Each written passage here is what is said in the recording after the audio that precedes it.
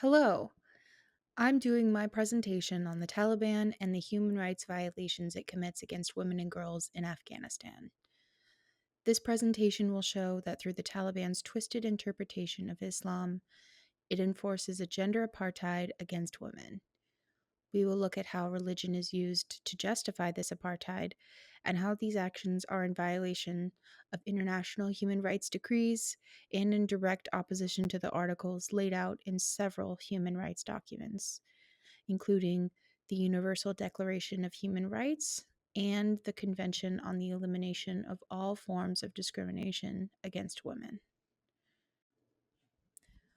Women in Afghanistan under Taliban rule. Since the United States withdrew from Afghanistan in 2021 under both the Trump and Biden administrations, the Taliban has regained power there. Under Taliban rule, women are systematically oppressed and discriminated against. They are excluded from education, most opportunities for employment, public life, and the ability to leave their homes unaccompanied. The Taliban claims that these actions are justified by Islamic law, but they are actually intentionally distorted interpretations that only take selected passages that fit their narrative. The goal of the Taliban is to subjugate women and silence opposition against them. Now let's go over some of the specific human rights documents and the articles within that the Taliban is violating. The Universal Declaration of Human Rights is an international human rights document Afghanistan itself signed in 2003. The article from the document that is relevant here is Article 2, which says, "Everyone is entitled to all the rights and freedoms set forth in this declaration, without distinction of any kind, such as race, color, sex, language, religion, political or other opinion, national or social origin, property, birth, or other status." The second relevant article is Article 26, which addresses education rights. Everyone has the right to education. Education shall be free, at least in the elementary and fundamental stages. Elementary education shall be compulsory. Technical and professional education shall be made generally available, and higher education shall be equally accessible to all on the basis of merit. These articles describe fundamental human rights that the Taliban are restricting for women. Women are not given the same rights as men in Afghanistan, violating Article 2, and they do not have access to education like they did before Taliban rule. 80% of school-age girls do not attend school past middle school, and 30% did not participate in elementary school either. CEDAW, also called the Convention on the Elimination of All Forms of Discrimination Against Women, is an international Bill of Rights created by the UN that helps to protect against discrimination against women.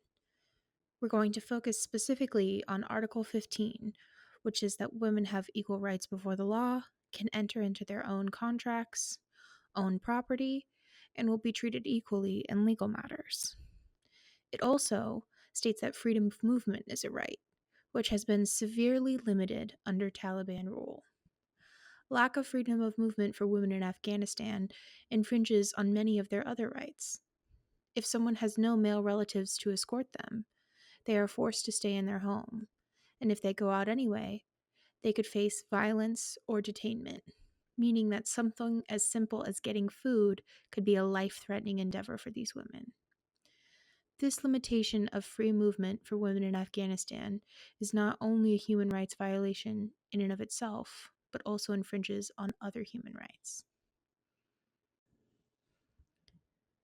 Women's rights before the Taliban.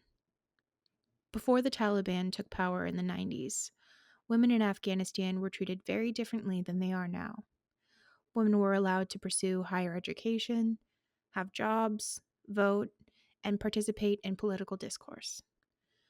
Before the Taliban's takeover in 2021, women were 27% of parliament. In 1994, the Taliban took over and restricted women's freedoms and rights similarly to how they are today.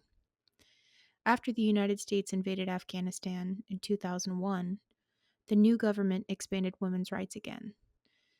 In 2004, the Afghan constitution guaranteed rights for women, something that the United States still has not done to this day. These advancements were not seen as anti Islamic by the people in Afghanistan during that time. The time before the Taliban regained power in 2021 showed significant progress for women in Afghanistan. The rights they had fit in line with those described in the Universal Declaration of Human Rights and in CEDAW. Before we start talking about how the Taliban misrepresents quotes from the Quran and their hateful interpretations of Sharia law, let's first talk about what Sharia law even is. Sharia law is the legal and spiritual system of Islam, both divine and philosophical. Sharia has two parts, Sharia and fiqh. Sharia is divine and infallible, and fiqh is changeable and defined by human understanding of Sharia. There is no law book, definite statute, or set judicial precedent on Sharia. It's a collection of different and often conflicting interpretations. Muslims in Afghanistan follow a specific version of Sharia called Hanafi, one of the four major Sunni schools of Islamic law. Here is a map showing where this particular school is followed. It's the lime green color. Afghanistan has enforced the most discriminatory and extreme aspects of the Sharia. They specifically pick verses from the Quran that fit their narrative. They have also implemented rules that have little to no factual basis in Islam. There is no precedent in the Quran to make women have guardians, to travel, or to prevent them from working. The way that the Taliban have interpreted Islam is not reflective of the Quran and not reflective of how Muslims around the world practice or believe in Islam.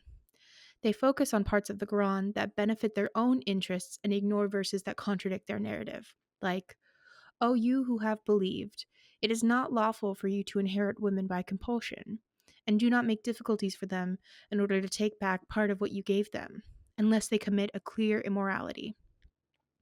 And live with them in kindness, for if you dislike them, perhaps you dislike a thing, and Allah makes therein much good." 419 of the Quran, that section translates to the women. The version of Sharia law the Taliban enforce is rooted in patriarchal customs rather than accepted Islamic teachings. They have selectively interpreted religious texts that create restrictions that control women's bodies, behaviors, and how they interact in public life. This perversion of Islam with patriarchal motivations is not supported by the Quran and is meant to further the Taliban's political motivations by relating compliance with their regime to support for Islam. Misinterpretations of Islamic texts. An example of religious manipulation is how the Taliban applies the verses in the Quran on modesty. These verses encourage modest, respectful behavior for both men and women. These have been twisted by the Taliban to enforce dress codes for women, like the burqa. However, the Taliban ignores numerous teachings in the Quran that emphasize justice, compassion, and the importance of education for all, regardless of gender. This reminds me of Reverend William Barber II when he said, "Loud about what God says so little, and you're being far too quiet about what God says so much about." This selective interpretation serves a patriarchal agenda, stripping women of rights Islam itself grants them. Let's review what was covered in this presentation. The Taliban used twisted interpretations of the Quran to justify its gender-based discrimination against women under its rule. This interpretation does not reflect the broadly accepted interpretations. We discussed how these policies, such as banning higher education, limiting public visibility, requiring male guardians for public travel, not allowing employment, and forcing the wearing of head coverings are not supported by many scholars' interpretations of Islam and passages in the Quran. This issue is similar to the rise of the religious right, picking and choosing what quotes and narratives fit their agenda and ignoring everything that opposes it. The Taliban's treatment towards women is neither supported by nor an expression of Islam, but instead is used to gain power that is maintained through a selective interpretation of religion. Thank you. Here are my sources.